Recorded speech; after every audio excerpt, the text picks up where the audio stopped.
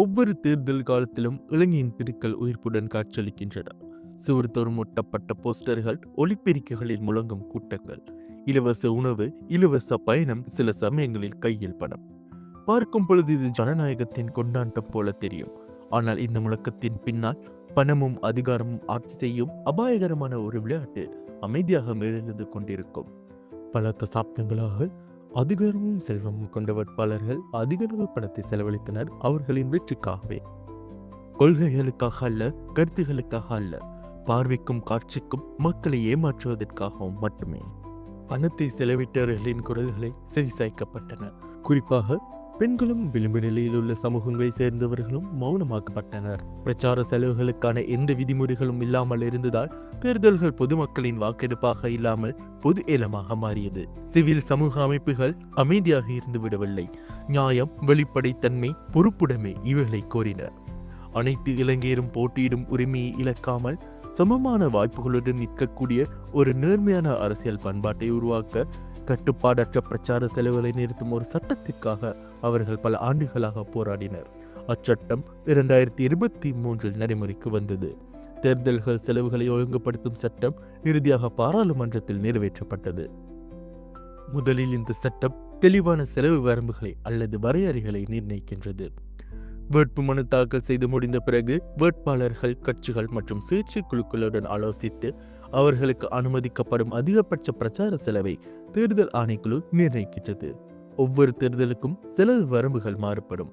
உதாரணமாக 2024 ஜனாதிபதி தேர்தலில் ஒரு பதிவு செய்யப்பட்ட வாக்காளருக்கு ரூபாய் 109 என்பது உச்சவரம்பாகும். ஒரு வேட்பாளரின் மொத்த பிரச்சார செலவு ரூபாய் 1.8 பில்லியனை தாண்டக்கூடாது. இரண்டாவதாக, இது நன்கொடைகளை கட்டுப்படுத்துகின்றது. அரசு நிறுவனங்கள், வெளிநாட்டு அரசமைப்புகள், சர்வதேச நிறுவனங்கள், பெரும்பாலான பங்குகள் வெளிநாட்டு பங்குதாரர்களிடம் உள்ள நிறுவனங்கள் அல்லது முகவரியற்ற நன்கொடைகள் இவை அனைத்தும் அனுமதிக்கப்பட மாட்டாது. இதனால் அதிகாரிகளின் நேர்மைத்தன்மை பேணப்படுவதை உறுதி செய்கின்றது. மூன்றாவதாக, இதற்கு முழுமையான அறிக்கைகள் வழங்கப்பட வேண்டும்.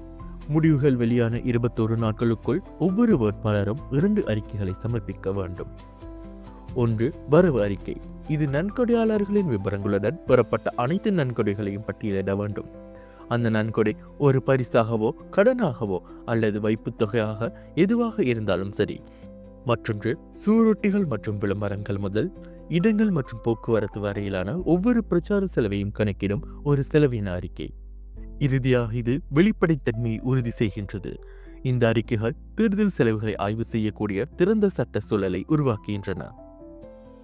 ஆனால் யாராவது ஏமாற்றினால் என்னாகும்?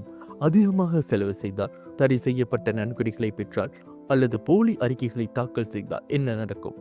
இது வெறும் நெறிமுறையற்றது மட்டுமல்ல, இப்பொழுது இது ஒரு சட்டவிரோதமான செயலாகும். இதற்கான தண்டனைகள் கடுமையானவை. அபராதங்கள், தகுதி நீக்கம் மற்றும் பதவியை இழக்கும் நிலை கூட தள்ளப்படலாம். உண்மையில் 2025 உள்ளூராட்சி தேர்தலுக்கு பிறகு 2400க்கும் மேற்பட்ட வேட்பாளர்கள் ஆவணங்களை காலக்கெடுக்குள் சமர்ப்பிக்க தவறிவிட்டனர். இப்பொழுது விதிமீறல்களுக்கு உண்மையான விளைவுகள் இருக்கும் என்பதை தெளிவுபடுத்தும்படி தேர்தல் ஆணைக்குழு சட்ட நடவடிக்கைகளை ஆரம்பித்துள்ளது. எதுவாக இருந்தாலும் சரி, யாராக இருந்தாலும் சரி, சட்டத்தின் முன் யாவரும் சமம். ஆனால் உண்மை என்ன தெரியுமா? பொதுமக்கள் கேள்வி எழுப்பும் பொழுதுதான் ஒரு சட்டம் உண்மையான வலிமையை பெறுகின்றது. இப்பொழுது ஒவ்வொரு வாக்காளருக்கும் தேர்தல் செலவின அறிக்கைகளை சரிபார்க்கவும், சந்தேகமான கணக்குகளை கேள்விக்குட்படுத்தவும், தேர்தல் கண்காணிப்பாளர்களை ஆதரிக்கவும், மேலும் விதிமீறல்கள் நடந்தால் அவற்றை தேர்தல் ஆணைக்குழுவிடம் முறைப்பாடு செய்யவும் உரிமையுண்டு. முறையானதும் நேர்மையானதும் ஆகிய தேர்தல் பொறுப்புகள் அரசு அமைப்புகளின் மீது மட்டுமல்ல, அது நம்மில் ஒவ்வொருவரதும் மீதான பொறுப்பாகும். இந்த சட்டம் ஒரு பெரிய திருப்புமுனையாக இருந்தாலும் இது ஒரு தொடக்கம் மட்டுமே. இன்னும் பலம் வாய்ந்த சட்ட அமலாக்கம் தேவை. அரசு அமைப்புகள் ஒன்றாக இணைந்து அரசியலுக்குள் குற்றவியல் செல்வாக்கை தடுக்கும் வகையில் பிரச்சார செலவினங்களை கண்காணிக்க வேண்டியது அவசியம். தகவல் அறிந்து வாக்களிப்பதை ஊக்குவிக்க, பிரச்சார செலவுகளை நிகழ்நேரத்தில் கண்காணிக்க நமக்கு டிஜிட்டல் கருவிகள் தேவை. கணக்கில் காட்டப்படாத பணத்தை செலவிடுவதன் மூலம் 3ஆம் தரப்பினர் தேர்தல்களில் செல்வாக்கு செலுத்த வழிவகுக்கும் சட்ட ரீதியான பாடுகளை சீரமைக்க நமக்கு சீர்திருத்தங்கள் தேவை. முதன்முறையாக இச்சட்டத்தின் மூலம் அரசியலில் ஊழலான பணத்தை தடுக்க இலங்கைக்கு உண்மையான பாதுகாப்பு சுவர் உருவானது. ஏனெனில் உண்மையான ஜனநாயகத்தில் ஒவ்வொரு வாக்கும் ஒரே மதிப்பை கொண்டுள்ளது. சட்டம் ரீதியாக நடைமுறைப்படுத்தப்பட்டுள்ளது. அதை பயன்படுத்துங்கள், பாதுகாத்துக் கொள்ளுங்கள், மேலும் கேள்வி எழுப்புங்கள். உங்கள் வாக்குகள் விற்பனைகளுக்கு இல்லை.